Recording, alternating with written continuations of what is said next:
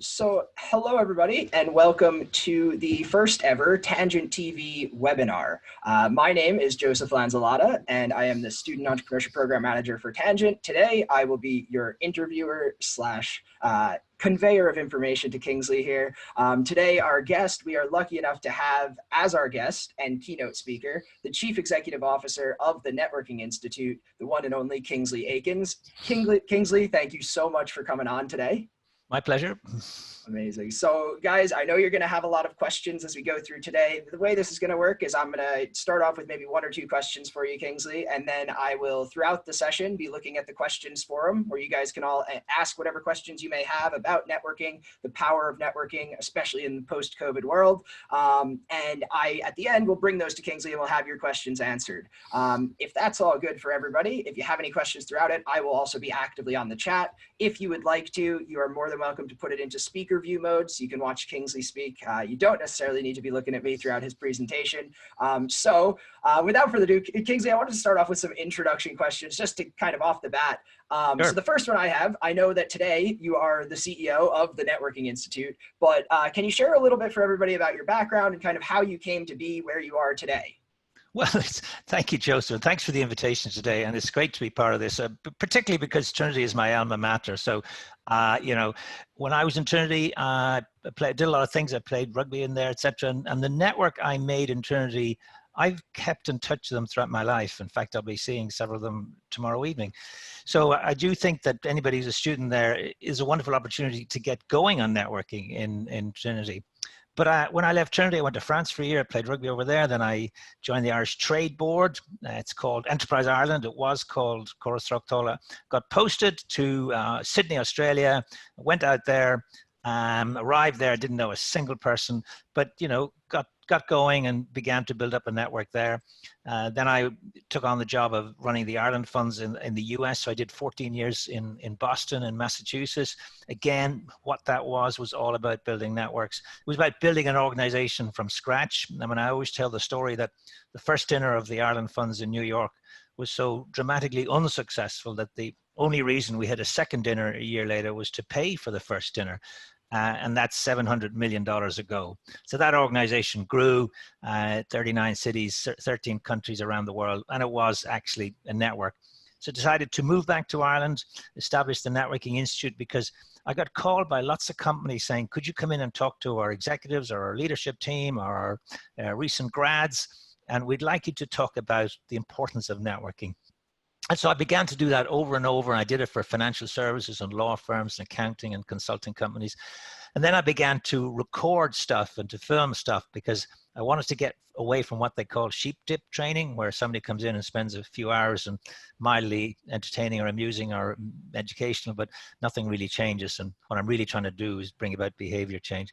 And that kind of grew, and I started to do it in Ireland, started to do it overseas. And that's where I'm at now, running the Networking Institute. Okay, so it's been an extensive story to get to where you are today, and I'm super excited to hear everything you have to share about networking. This is my last question before I hand it off to you, though. For some people, when they hear the word networking, they naturally get a bit anxious and think that's just kind of for somebody who's a pushy salesperson sort of thing. I need to meet and network with like all of these things. There's a bit of a stigma around it.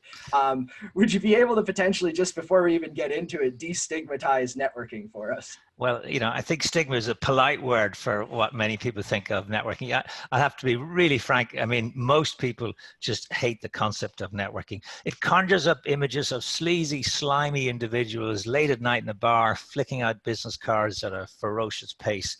And I think you know the sort of thing, Joseph. You wake up in the morning, you find somebody's business card and they turn up your trousers and you think, where did that come from? Who is that?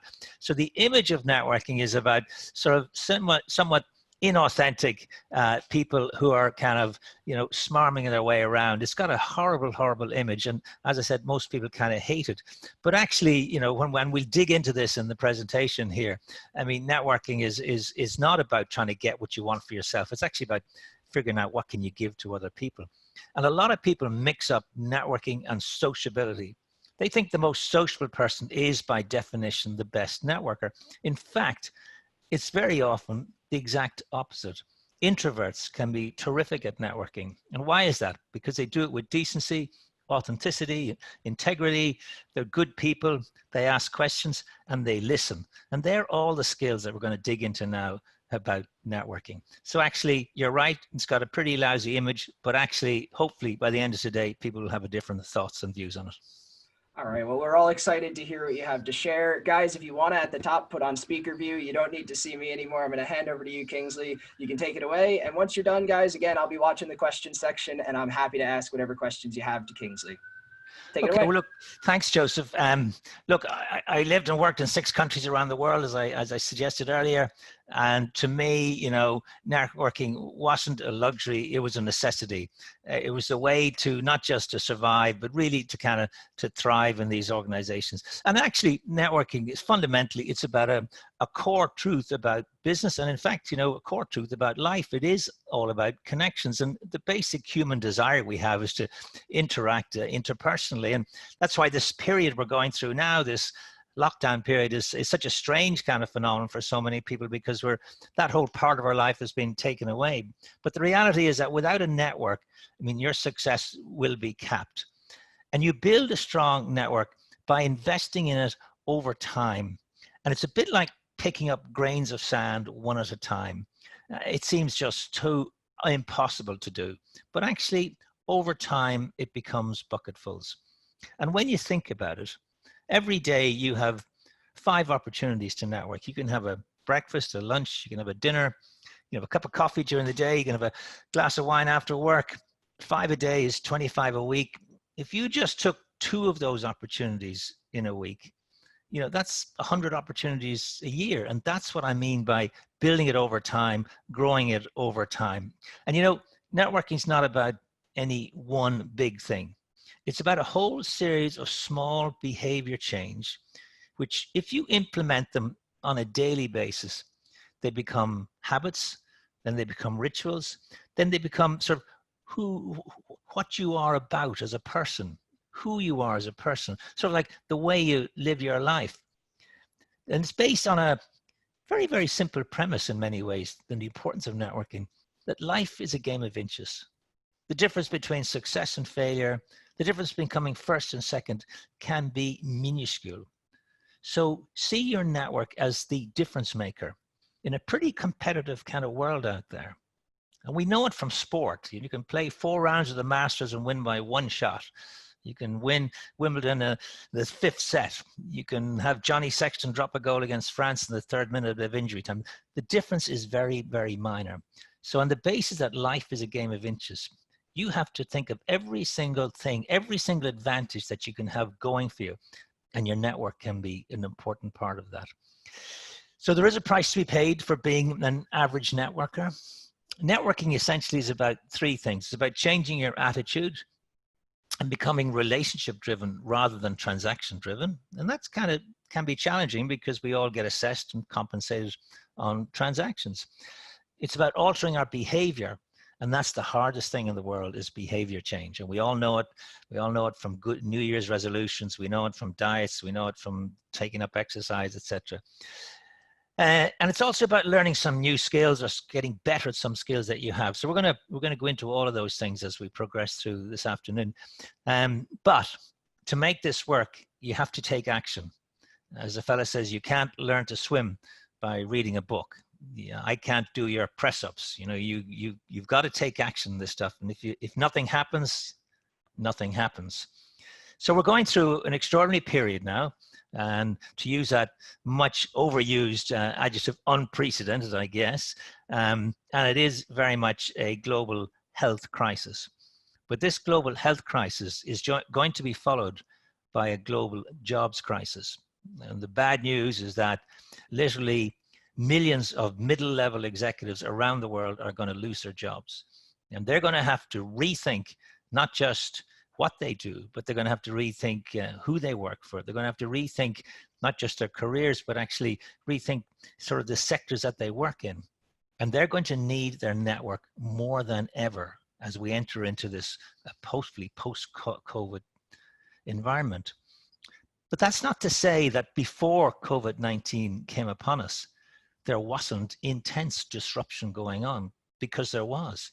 we were living in a world of what they call VUCA, volatility, uncertainty, complexity, ambiguity.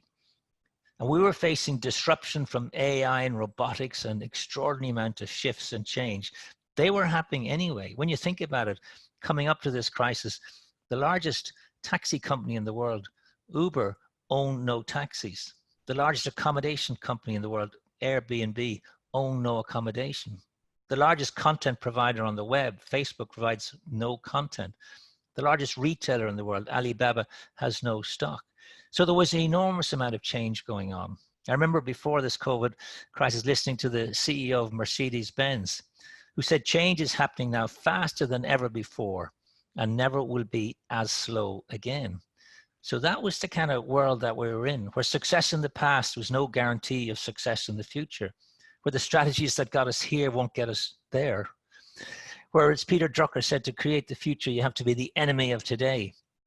Or as Charles Darwin, the great British anthropologist, said, it's not the strongest of the species that survives. It's not even the most intelligent. It's those most able to handle change. The vertical world of hierarchies was being replaced by a horizontal world of networks. And the information age is over. We were living in the networked age. And in this age, you need to have strong technical skills, strong hard skills, but you also have to have really, really well-designed and well-perfected soft skills. And networking is one of the key soft skills, along with things like empathy and creativity and emotional intelligence. And it's an unfortunate title, soft skill, because it makes it sound somewhat unimportant, somewhat squishy, somewhat vague, a soft skill. And yet this is really important. I noticed a couple of years ago, Google, which is an extraordinary company founded by two brilliant Russian geniuses, Larry Page and Sergey Brin, they did a study. It was called the Oxygen Study, and you can Google it and you can read it, and it's an interesting read. The Oxygen Study was to find out what makes a leader in Google, and they found that you need 8 characteristics to be a leader in Google, and the 8th and least important was technical ability, and all the others referred to soft skills, the ability to get on with others, to collaborate, to cooperate, to work in groups, to be a good mentor. LinkedIn did some massive research, and they found that 50% of managers thought that soft skills were more important than hard skills. And last year, I did some work with the National University of Singapore, who had the smartest, brightest kids in Asia fight to get into this college. It's an incredible institution. It's #1 in Asia, #20 in the world. And they have a center there called the Center for Future Ready Graduates.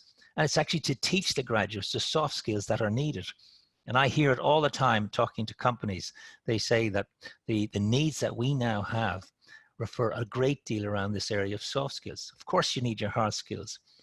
So networking is, long-term, hearts and minds, sustainable relationships. The interesting thing about a lot of people get it wrong because they think, I need to network because I want a job or I got to get some sales.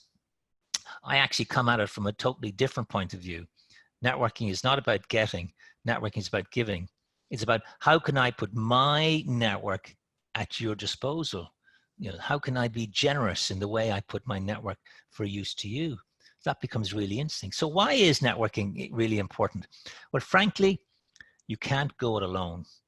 You can't get successful unless you build networks of collaboration. You can't be like a lone ranger or a Marlboro man, you against the world, you taking on the world.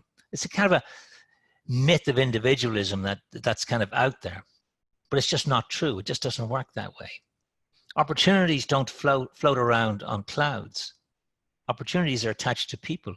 If you're looking for an opportunity, you're really looking for a person. So we all know that networking is a great way to, it's obviously a good way and helpful to get business and to find customers and attract investors and attract smart staff and hang on to these people. That's really all part of networking. But the reason I'm intrigued by the topic is that all the research shows that those who have strong and diverse networks, and that's important, we'll talk about that, the diverse piece, live longer, are stronger mentally and physically, earn more money, kind of like that one, and are happier. But also, networking does something else. I think the great crisis of our time, in addition to COVID-19, but the great crisis of our age is loneliness. And networking is an antidote to loneliness. But what's really important is this notion of building diversity. And we have this concept called homophily. And homophily is a tendency we all have to hang around with people just like us. The old birds of a feather flock together notion.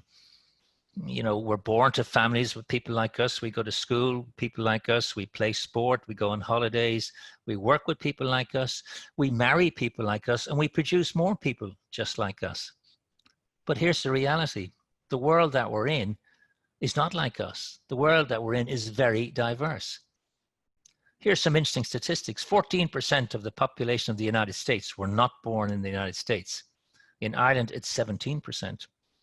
In Dublin, it's 25%. But of the working age population of Dublin, 33% were not born in Ireland. So here's the question. Does your network reflect the diversity of the society you live in, the economy you work in? And all the research from the McKinseys and the Bains and all these great houses says that if you don't reflect the diversity of the economy you work in, society you live in, you underperform. So that's going to be an interesting challenge in your network, is how do you create a situation where you have people different from you, where you can seek out what I call unlike-minded people. So you bring breadth into your network. So we'll talk about that. Networking is a great way to escape your silo. We're under such pressure. We're so focused on what we're doing that we have to find ways to poke our heads above our job parapet and seek out and find other types of people. The reality is, networking is the way you'll get your next job. 80% of good jobs are not advertised. So what they call the hidden jobs market will come through your network. And that's why it's going to be so critically important with the disruption and turbulence and opportunity that's going to hit us in the upcoming job market situation. Your network is portable.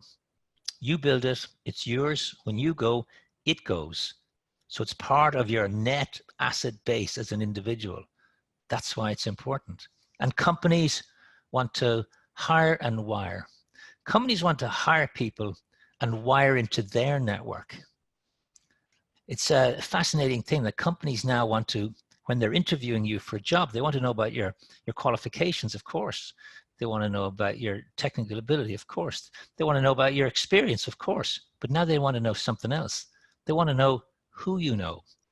Because you see, we live in a world where it's not what you know, it's not even who you know, it's who knows you.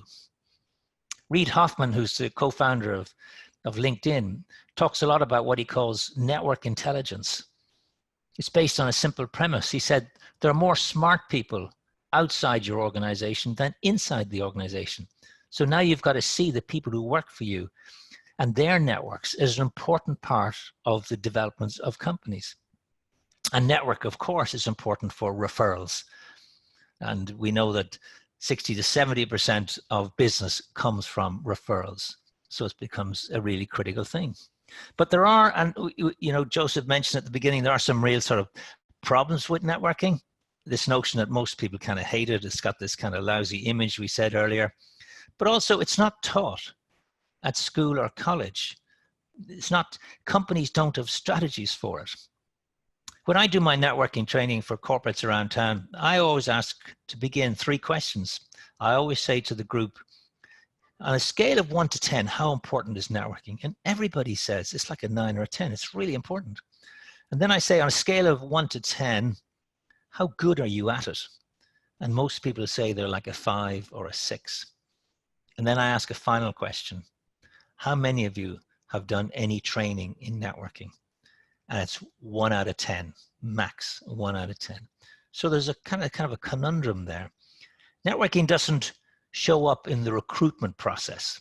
You know, so it's not a factor in that. It's not a KPI.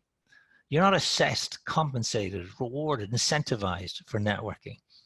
A lot of people say, you know, networking is not my job. I wasn't hired. I was hired to do something else. I wasn't hired to network. You know, so a lot of people also as I said earlier, mix it up with sociability. And they sort of say, you know, it's not that sort of person that I am. And many people don't realize that as their career progresses, the technical skills they needed to get their job in the first instance becomes less important because everybody has them, and relationships become more important. And many people don't ask themselves a brutal question, and particularly now, is my network good enough for where I want to be a year, 3 years from now? So here's the problem. Networking is important, but not urgent. And we all live our lives doing urgent things. So the objective of this session is actually to get you to appreciate it's important, to put it front and center of your personal and business lives, to realize you only have to be a bit better for 2 reasons. One I talked about, life is a game of inches. This will give you this incremental nudge, this little tipping point that will help you when things get competitive. And secondly, most people won't make the effort. So if you make the effort, you know, you're going to be way ahead. So it is about, as I said, changing this attitude, altering your behavior, learning some new skills. Motivation will get you going, but making this a habit will keep you going. And as you know, you'll never change anything in your life unless you change something that you do daily. So I'm a fan of a guy called Harvey Coleman. Harvey Coleman's a wonderful American who wrote about networking and career progress. And you can Google him and read his reports. But he said an outrageous thing. He said, how well you do your job contributes 10% to your career progress. Surely that's daft. Surely doing a fantastic job is what it's all about. It must be kind of 90% of career progress depends on doing a great job. And he said, no. He said, strong business performance is mandatory. It's the minimum. Everybody is expected to do a super job. It's the price of entry. It gets you on the pitch. He said, we're not talking about getting on the ladder. We're talking about going up the ladder. So he said, you get paid on performance.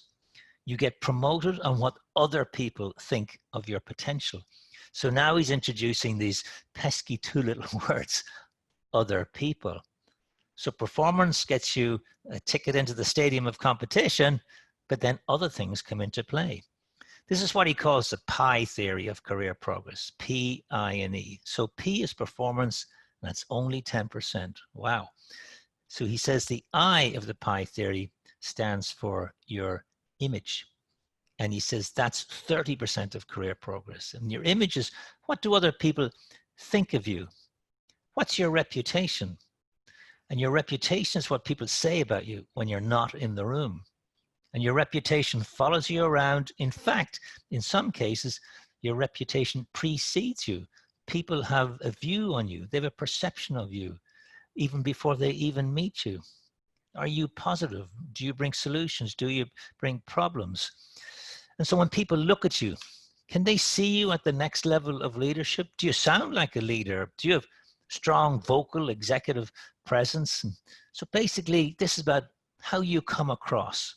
So your image, the eye of the pie theory, can shape the trajectory of your career. Now, he's not saying for a moment that performance isn't important. Of course it's important, but everybody's pretty good. So on top of that, you have to have the eye of the image. So the E of the pie theory, the E stands for exposure. Who knows about you? Who knows about you and what you do? Who has seen you in action? Who has seen you perform at meetings? Who has seen you speak publicly? What does your boss think of you? What's your boss's boss think of you? Are you known within the organization? Are you known outside the organization? Are you known within business in general? Are you a go-to person for anything? What 2 adjectives would people think of when they hear your name mentioned? Are you getting positive exposure to the right people? Do you do visible work or do you do invisible work? If you do invisible work, you'll get nowhere. So this is really fascinating because this stands, he says, for 60% of career progress. So basically what we're saying is the piece of advice that I got, and perhaps some of you got from your parents leaving Trinity College, which is work hard, keep your head down, and keep out of trouble. Really bad career advice. So you have to take an altered view to these things. And these are, if you like, these harsh realities which nobody teaches you. Everybody thinks that career development is someone else's responsibility. And research shows that the average worker spends about 1.5 hours per year planning their career. And yet many of them are not happy with their career trajectory. Gallup, the great polling company, did a massive global polling study a couple of years ago, and they found that 85% of people are disengaged at work. Only 10% of people are really committed to doing what they're doing. What a tragedy that is.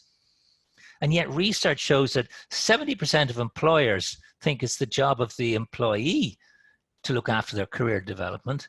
And 85% of managers, of employees think it's the manager's job to do that. So there's obviously a big disconnect going on. Now, I used to always like an American writer called Tom Peters. And Tom Peters was one of the great management consultants, and he wrote an article in Fast Forward magazine in 1997. And the article was entitled Me Inc. And this was a concept that he developed based on a very simple idea. It's your life. If you don't shape it, other people and other events will shape it. How true is that, given what we've just been going through? So he said, you're chairman, you're CEO, and you're managing director of a company called Me Inc. You have to take responsibility for your own career. And when you look in the mirror every morning, say hi to the person who's going to control your career. Because, you know, things happen in life. Nothing is permanent. So you have to create your own career playbook. The escalator model of a career is over. This idea of joining a company, working, getting promoted, working your way up to the top corner office, those days are over. My dad left school at 14, joined a company, and left that company age 77. Just a quick 63 years in one company. Those days have gone. I've got kids coming out of college now, and they're going to have 10 or 15 different companies they're going to work for. They're going to do different things. They're going to be learning throughout their life. And one of the most important things they have to do throughout their life is to build their networks. Companies are going to become like career docking stations where you spend a period of time and then you move on. As I said, LinkedIn, when you're applying and being interviewed for a job on LinkedIn, one of the questions they ask you is, how are we going to help you get your next job? So this notion of people spending a period of time and then moving on to something else. So that's got some real implications, this notion of taking control of your own life, your own career. And the woman who I think sort of has done a super job in explaining this is a woman called Carla Harris, C-A-R-L-A Harris, and look her up and she's got TED Talks and she's got YouTube videos and she's fantastic. She was vice chairman of Morgan Stanley in New York. She worked for 30 years on Wall Street. She was the highest black executive woman in Wall Street in history. She's a wonderful speaker. She's an inspiring individual. And she said, you know, you've got two important types of currency in your work. You've got your performance currency, which is really important. You've got to do a super job, he said. But you've got something else. You've got a relationship currency. And in your career, she said, you need three types of people. You need an advisor who will help you technically with the job that you do, somebody you can turn to for a piece of advice. She said, you need a mentor.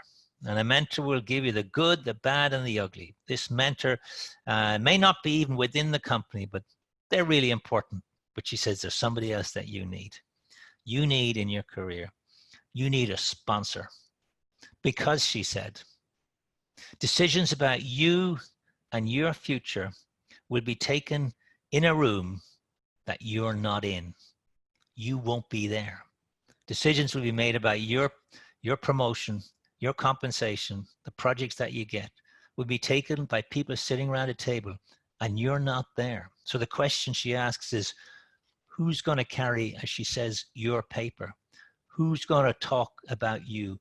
Who's going to, when your name is mentioned, speak up for you? Because if nobody speaks up for you, then you don't get anywhere.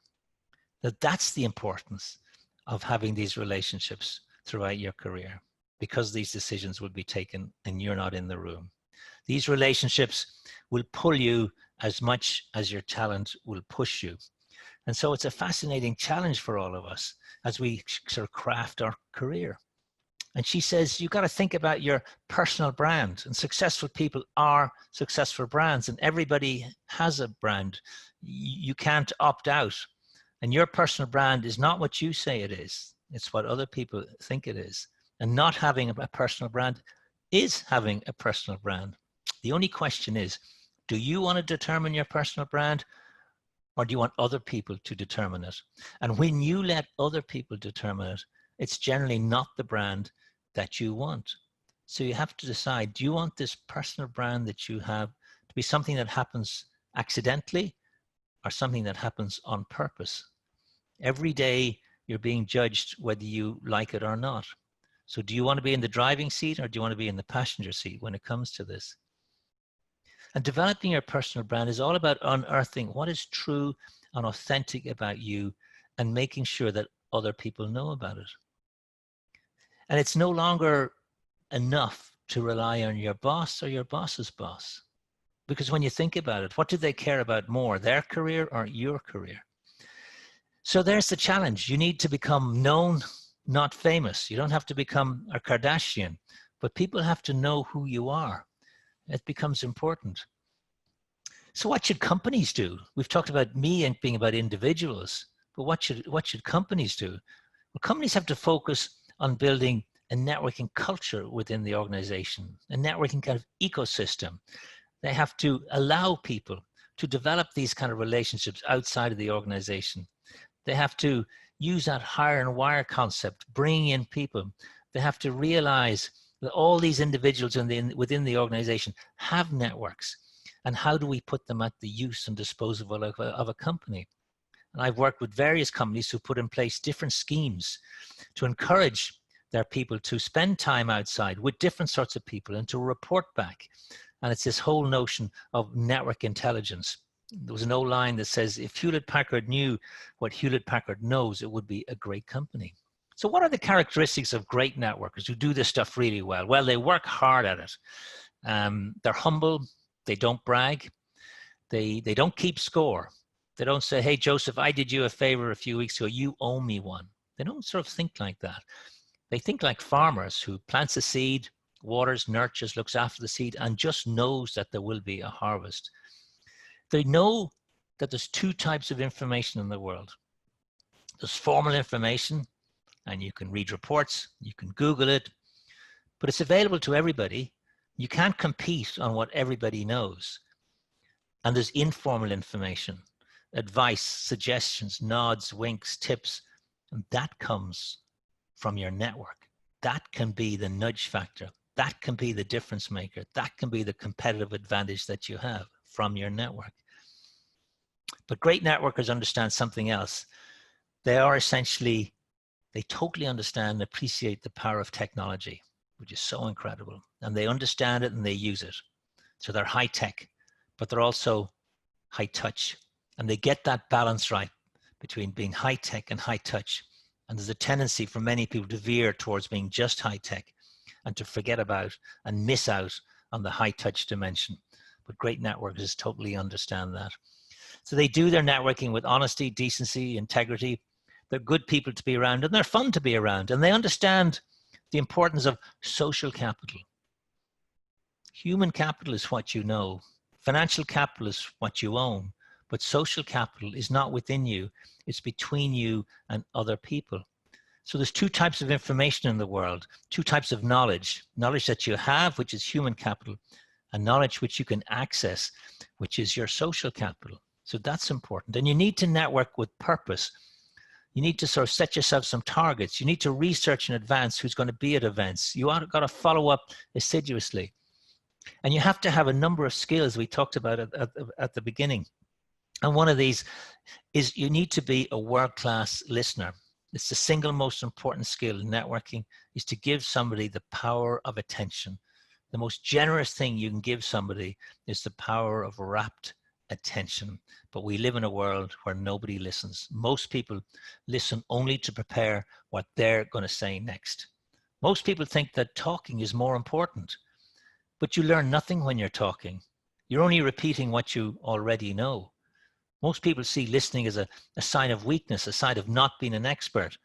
Most people are narcissistic listeners. So if I said to Joseph, hey, I'm thinking of buying a car, and he says, I bought one last week. The guy wanted 20,000. I gave him 15,000. It's only done 10,000 miles. I've no interest in Joe and his car. I want to talk about me and my story, but he wants to wow me about what a cool dude he is and how a great deal he did, and I don't care. And that's why so many conversations, there is a mismatch. Conversations end up as competitions between egos. And so if you see listening as a form of activity, as you listen like an interviewer who listens not just to somebody, what somebody says, but what somebody says next, then it's very powerful. And if you consistently use questions sentences that begin with who, what, where, when, why, and how, and you see listening as a learned skill that needs energy and attention. And I think there's another skill in networking, which is, I just love this notion. I call it funnels of serendipity. How random chance can change your life. One introduction, one conversation can change your life. It certainly happened to me, and it's why I ended up in certain places. Just one conversation. But they don't happen lying in bed or sitting at your desk. They happen when you're in motion. They happen when you're doing stuff. They happen when you put your talents on display. They happen when you talk to strangers. It happens when you break your routines. All these sorts of things. And then suddenly, instead of random chance being like a bolt of lightning or winning the lottery, random chance becomes like a gentle wind that's always at your back. It's always there. It's always helping you.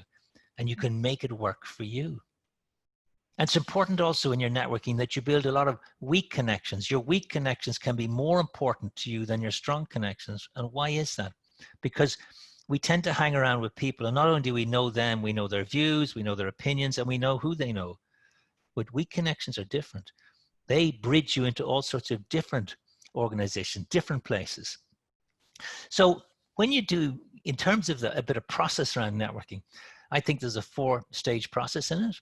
And I think the single most important thing you can do, and particularly you can do this during this kind of lockdown period, is with this brutal question in mind, is my network good enough? Is actually to audit your network, to print it off, to look at it, and you'll discover 3 things. You'll discover you can clean up your network. There's lots of old entries you don't need. You can tidy up your network. The second thing, you'll realize you've got some gaps in your network. There's some areas where you've no connections. You know nobody in law or aircraft leasing or the tourism industry or lives in Brisbane or lives in Bristol. So you can spot those gaps and you can work to fill those gaps. And you'll also discover something else. You had some great connections in the past and you've let them slip. Nothing happened. You didn't have a row. You know, life got in the way. You went this way, they went that way.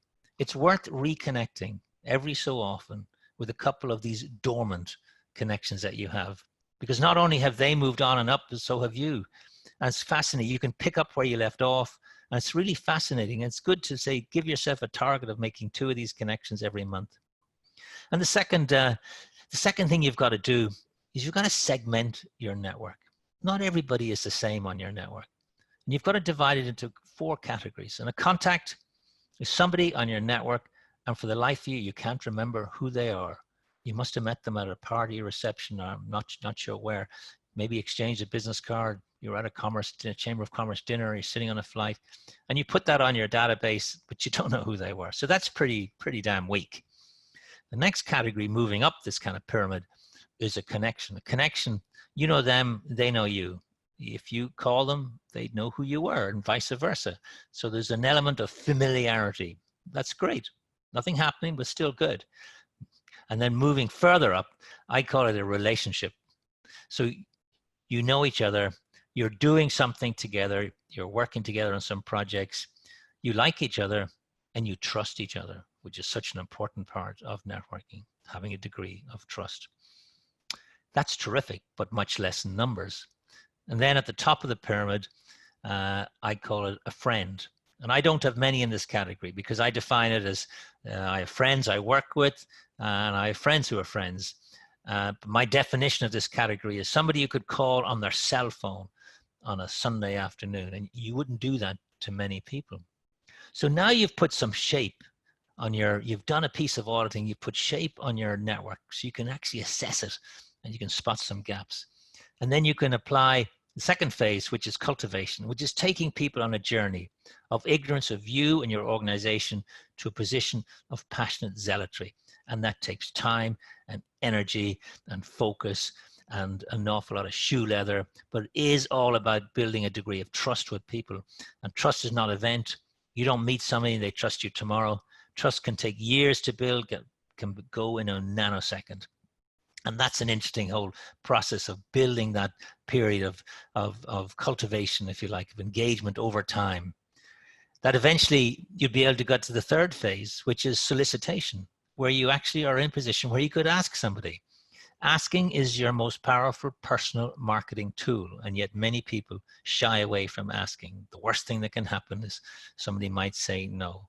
So now you've got research, you've got cultivation, you've got solicitation, the asking process, and you've got stewardship, the next final phase. And stewardship is like after sales service.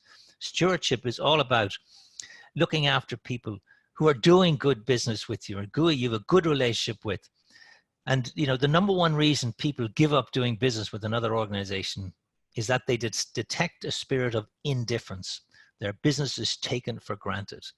And so if you put this process in place, and this has been a very sort of concertina notion, and I used this to raise hundreds of millions when I was working in the US and bringing people on a journey of getting to know and building trust. It's a really fascinating process that you can apply. And I always say that in every connection, every relationship, every time you meet somebody, always remember 3 really simple but really great and powerful questions. And the first question is, how can I help you? It's not what most people think is, what can you do for me? It's actually, what can I do for you? That puts you in a very powerful position. And many people never ever say that. The second question is, if you were me, what would you do? So using that interrogative, that question, you're paying respect and deference to somebody's wisdom, experience perhaps, and you're asking them for advice. And when you ask for advice, guess what you have to do? You have to listen, the most powerful tool in networking. So that's a great question.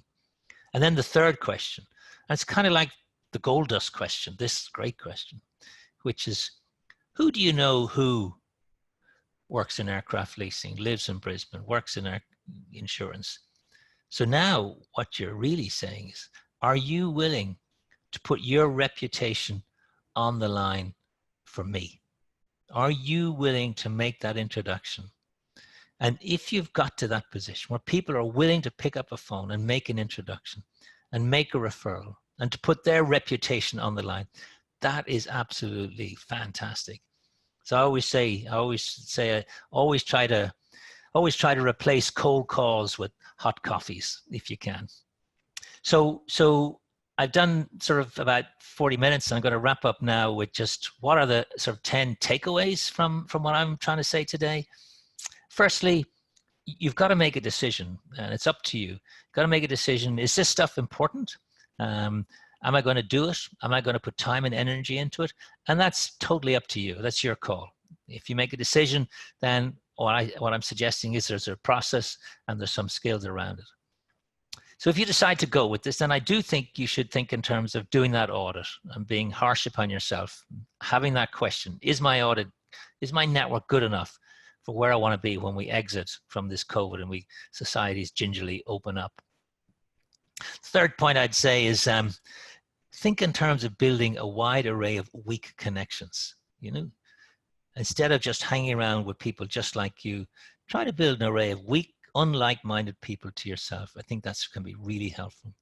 And in that, you've got to become comfortable in talking to strangers. And that's one of the great fears people have in life, is walking into a room where they know nobody.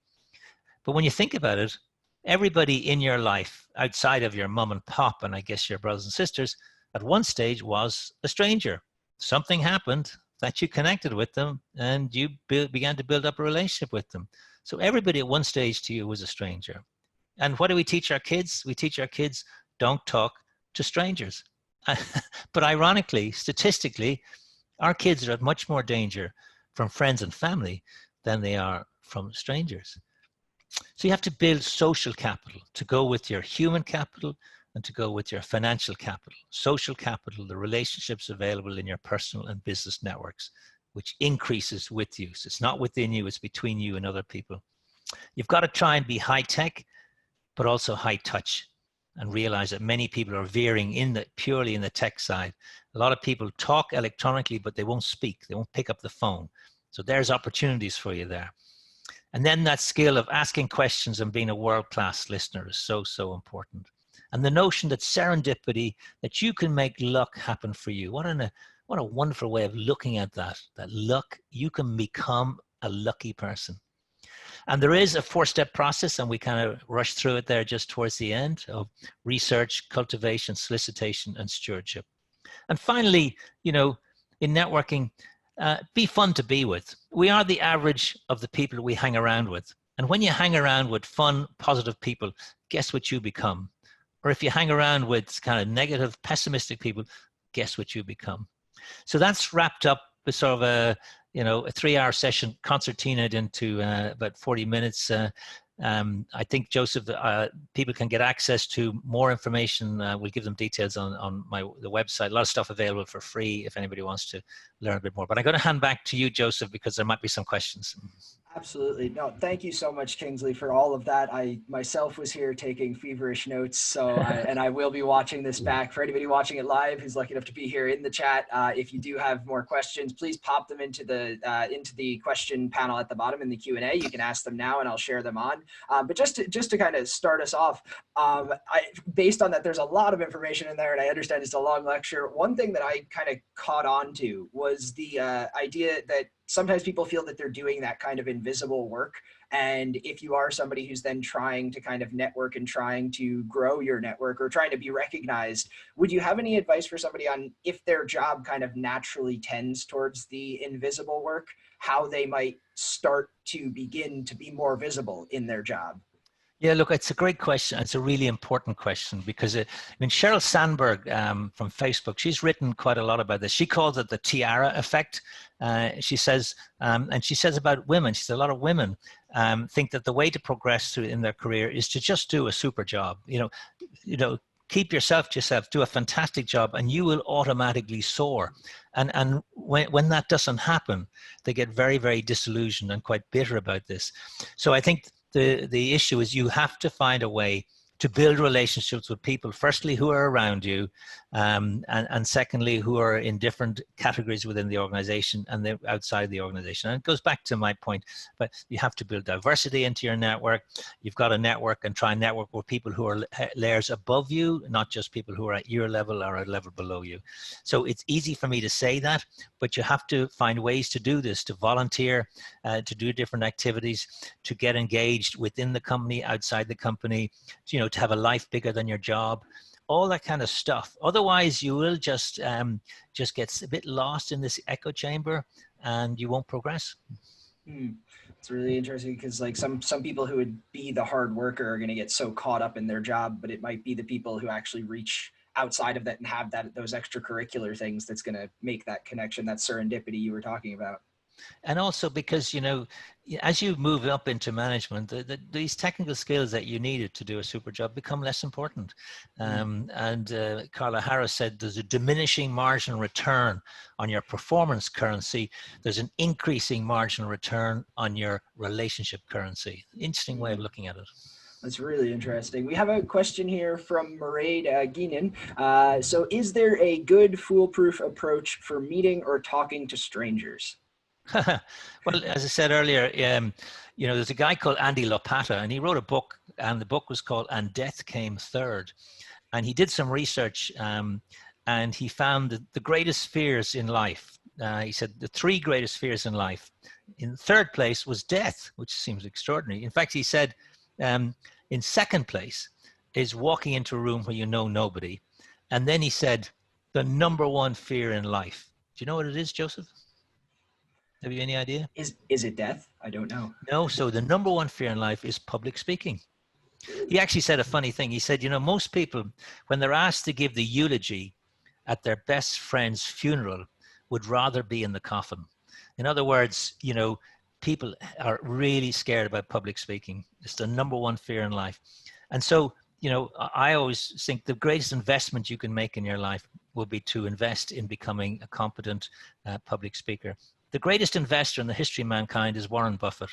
And he says the single best investment he made in his life was to do a Dale Carnegie speaking course. He has one certificate on the wall of his office in Omaha, Nebraska, and that's the certificate from the Dale Carnegie speaking course.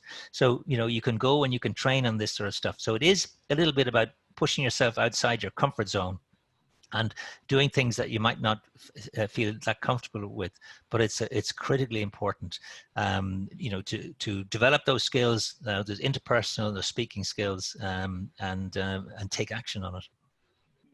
So it is something that people can learn.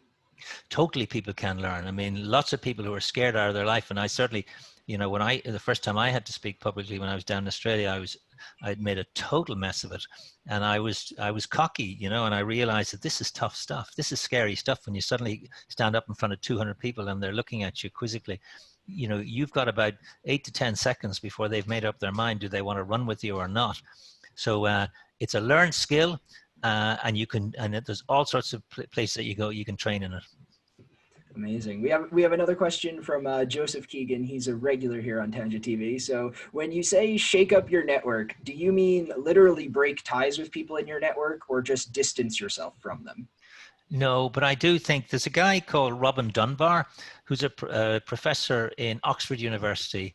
And he has written extensively on an issue. He said, and he's become known for a thing called Dunbar's number, and he studied chimpanzees, and he studied all sorts of animals, and he's studied all sorts of tribes, and he studied all sorts of economic units and entities. And he said, up here, your brain hasn't changed in its capacity in 1 billion years, but obviously technology has changed. And he says the maximum number of contacts, connections you can have is 150, including friends and family. You can't have 800 close personal buddies. So he said you have to choose and you have to decide. So, you know, I think that, you know, we all can have lots and lots of connections on LinkedIn, for example, which is the kind of business one that we all engage in, and we can have thousands of people there. But it's really just an electronic cocktail party. These are not, you know, friends in the traditional sense, but they are contacts, and they are ways of which you can, you know, promote what you do and who you are to a very large audience. So I think that I wouldn't be in favor of dropping people, but I would be in favor of saying there's only a finite number of people that you can have a close bonded relationship with, but you also have to make an effort, as I said earlier, to build these weak connections with people who are not like you. And most people ignore and don't do that. Really interesting. We have another question from Column here. So how many people in their net for many people their network is going to be in their head. What tools do you use, Kingsley, to track your network? Is it LinkedIn, a database, Filofax? Any tips to how to get a good view and understanding of your network so that you can start to audit it? How do you kind of begin that audit, and what tools might you use? Okay, so I have, you know, I have a large network on LinkedIn because I've been around a long time, and I've been doing that for a long time. So there's quite a few people there. But I also have my own connections on Outlook, which is what I use. And then I always keep a collection of the 25 most important people, and I have much more detail on those people. I'm also a great fan of keeping records about people. And when you meet people, and a little slightly cheesy, but I found very effective networking tip is to always try to remember something small about people. In other words, you know, if I just remember some small piece of information about somebody, where they're from, what family have they got, if there's some kids are doing exams because they consume households, the person's favorite holiday destination, book, restaurant, football team, whatever it is, if you remember that some small piece of information and you repeat it back to that person, maybe a year or two later, they're always hugely impressed because it says two things. It says you cared about them, you listened, and you remembered. And they're very, very powerful things. I mean, I think it was Maya Angelou, the American writer, said, people will always forget what you said. People will always forget what you did, but people never forget how you made them feel. And I think that having those sorts of little bits of information about people and repeating them back can be hugely, hugely influential. I know it means a lot to me when that happens, when people come through and kind of like say something that from a while ago. I know I had met the provost of Trinity College when I was in my second year here founding a startup. 4 years later, I saw him and see, you're the guy with the B startup. He remembered that and it Wow. meant the Wow. world to me. That's So impressive. Yeah. it's yeah, to have a great memory like that. So Mm. another question from Mairead, how can you manage in an organization with a lot of politics? Well, I think all organizations have politics. It's just a question of the intensity or a degree to which it's there. But I think, all organizations are a game, and you have to learn the rules of the game, and you have to play by the rules of the game. And some of them are intensely political, and some of them are less so. But I think all of them have it, and it's just one of the harsh realities of life. I think we just have to become proficient in them. Is it fair? No, probably not. Is life fair? Probably not. I think we just have to suck it up and accept the way things are. Still do it ethically and correctly and properly, but be realistic. I mean, a lot of what I'm saying today, you've never been taught at school or college, and you don't read it in many books. The whole teachings of Harvey Coleman, the pie theory, Carla Harris, you don't read that stuff very much, but that's the way the system works.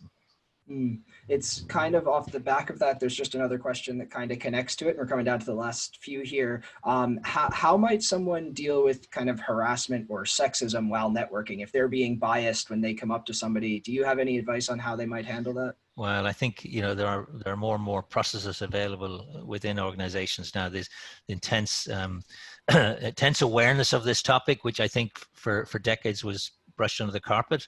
And I think unconscious bias is something I would never have heard of when I was growing up. And yet, people do a lot of unconscious bias training, etc. And then, of course, watching what's been happening with Black Lives Matter over the last weeks and months. So I think there's a lot happening in this space, a lot more consciousness and awareness of it. Is it perfect? No. Are we heading in the right direction? Probably. Absolutely. Always on the positive. And to kind of end on a positive question for you, I kind of saved this one here. There are a few people who are wondering, do you provide training, Kingsley? Yeah, so that's what I do. And interestingly enough, I mean, I was incredibly busy up until COVID hit because I was doing workshops and presentations for loads of companies, and I do it in lots of countries, etc. So I train, and so now everything's gone online. And our networking institute, we've developed online training products so people can buy them or follow them. I've done, I think it's 42 webinars now in the last 6 or 7 weeks all over the world. There's intense interest in the topic, particularly of networking related to career transition. What's going to happen now? How are people going to, figure out how they're going to get their next job, how they're going to make their next move, and their networks are going to be important. And the other strange thing, Joseph, is that I don't come across people who train in networking. And as I said, nobody's ever seems to have done courses in it. And what is quite interesting, I've talked to all the presidents of all the universities around Ireland, and they're all hearing it from employers who are saying, the kids coming out are fantastic and they're deductive and analytical and really, really technically brilliant, but weak in soft skills. And that they find that that's something that universities have to figure out how do they do this stuff. And that's why I was so intrigued by the National University of Singapore identifying this issue and putting in place interventions to try and resolve it. That's amazing. And I'm sure a lot of the people watching today have gotten a lot out from this from you. I know I've learned a lot. I have a page of notes and I'll be watching this back. For anybody watching it live, thank you guys so much for coming in to the session with Kingsley. And Kingsley, thank you so much for coming on and sharing your knowledge with all of us. Thank you. It was a pleasure. Amazing. If anybody wants to find Kingsley, he is all over LinkedIn. I'm sure he'll be posting later. So do find him. And to anybody who's watching this live on Tangent TV, come on for the next one. We'll hope to see you there.